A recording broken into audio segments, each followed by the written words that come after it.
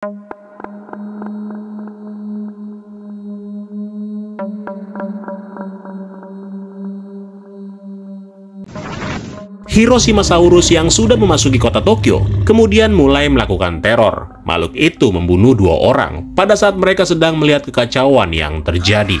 1 orang dilempar dan 1 lagi diinjak sampai mencret. Dari sana, makhluk ini terus berjalan melewati beberapa pohon sakura yang tanpa sengaja terinjak sehingga menyebabkan serbuk-serbuk pohon sakura menyebar. Hiroshima-saurus tanpa ampun menerjang sebuah bangunan, di mana di dalamnya kita bisa melihat satu keluarga yang berisi dengan anak-anak kecil.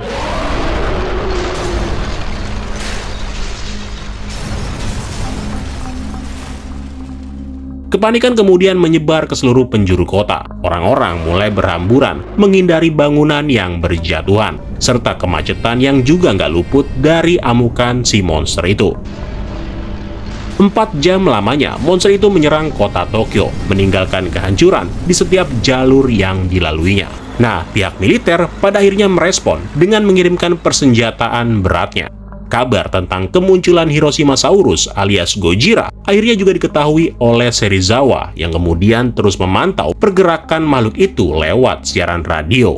Pertempuran sengit terjadi di tengah kota, di mana para tentara terus berupaya menjatuhkan Hiroshima-saurus.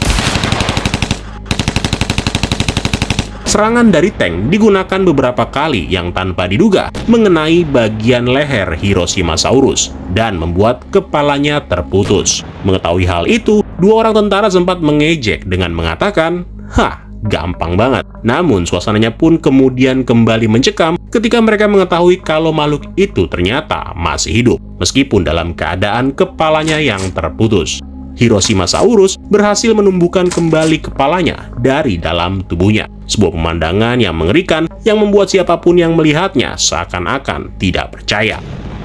Dari sana, makhluk itu lalu menghancurkan tank yang telah menyerangnya. Nah, di sini Hiroshima-saurus sempat berhenti bergerak, yang kemudian membuat bingung para tentara yang melihatnya.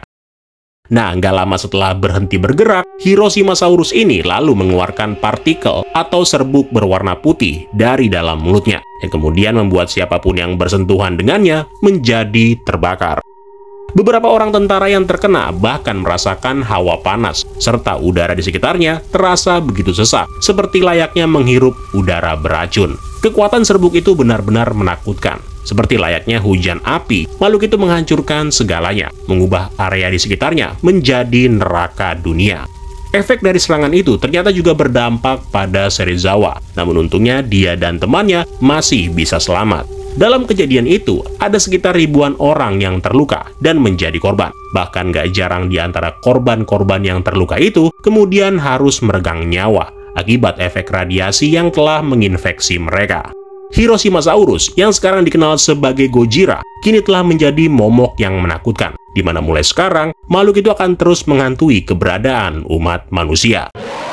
Sampai video ini dibuat, ceritanya itu baru sampai di episode yang kelima. Dan kalau nanti kedepannya udah ada episode yang baru, mungkin kita bakal lanjut lagi. Godzilla Ghost of Hiroshima ini menurut gua cukup mengerikan. Apalagi konsep mutasinya itu diambil dari Shin Godzilla dan juga Black Mask. Mungkin yang agak kurang itu dari segi subtitlenya aja. Karena setahu gua ini belum ada bentuk komiknya. Jadi gue ngebaca subtitlenya itu cukup sulit. Dan itu juga harus diperbesar dan kadang gak jelas juga tulisannya. Tapi untungnya secara garis besar gue paham dengan alur ceritanya. Dan gue juga bisa merasakan unsur kengerian yang coba disuguhkan.